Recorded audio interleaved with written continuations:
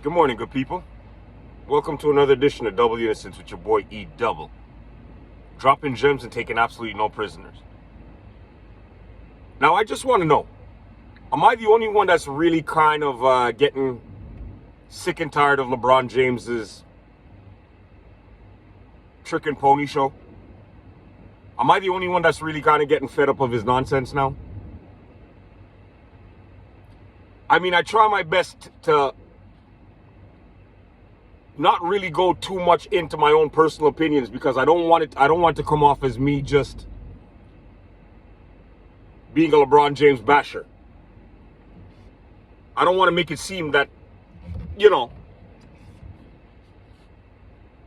I'm just a LeBron James hater. Because I need people to understand, when this guy really first came into the league, I was one of the ones that was hypnotized by the media and really believed that this guy was a lot more than he really is. But I'll tell you the parts where I have real issues with. When LeBron James is saying that he wants to continue playing so he can play in the league with his son. Now, the only question I have to ask is, how was or how is LeBron James so sure that his son is going to make it to the league? Because before this nonsense,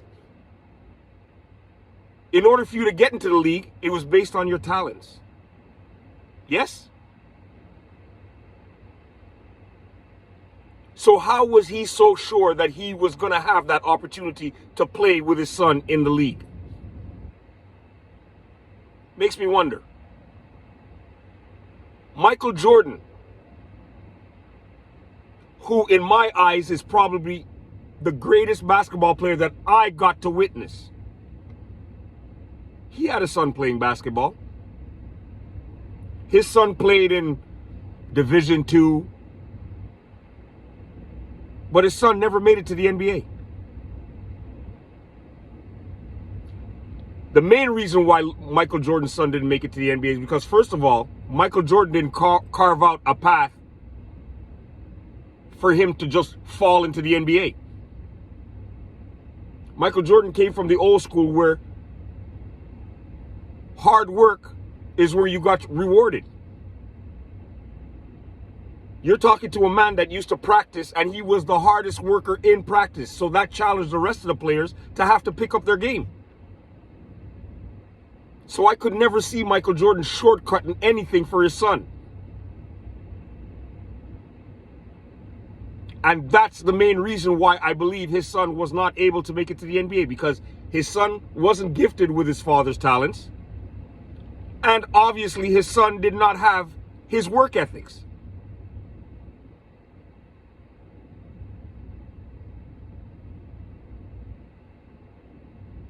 What does that tell you? When an individual, before his son even made it to college, was telling you he wants to continue playing in the NBA so he could play with his son. Not so he could have an opportunity to play with his son, so he could play with his son. I'm sorry, are you the commissioner? Are you the new Adam Silver that nobody knew anything about, that you dictate the pace and you know who is going to be in the NBA from who's not going to be in the NBA? I think the NBA has given you way too much power, and that power has gone to your head, LeBron James.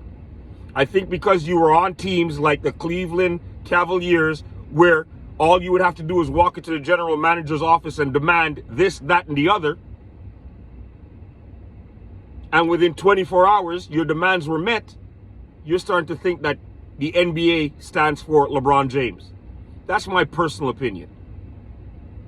And again, especially where LeBron James is concerned, I try to shy away from it because it sounds like LeBron James bashing. And I don't want to sound like that. I just want to call a spade a spade. We cannot have an individual walking around here talking about himself being the greatest player in the league when all he does is take shortcuts to everything that he's done. But that's a different topic for a different day.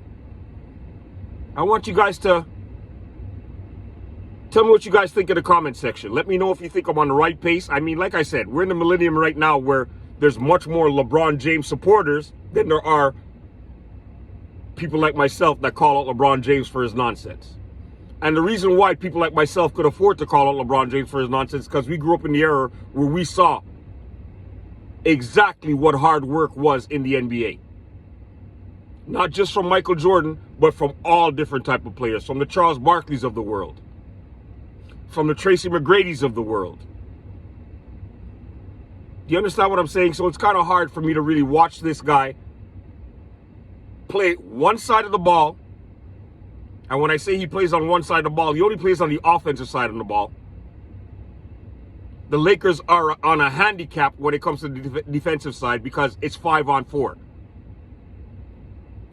But once again, I don't want to get into the LeBron James bashing. I want you guys to let me know what you honestly think. And I don't want you guys to be coming at me as just fans of LeBron James. Talk to me about the game. Talk to me about the offensive part of the game. Talk to me about the defensive part of the game. And let me know if you think LeBron James is holding his weight where that's concerned. I want you guys to have a blessed day today, guys. It's Friday. Enjoy it. The weekend's coming up. Double Innocence with your boy E-Dub is out.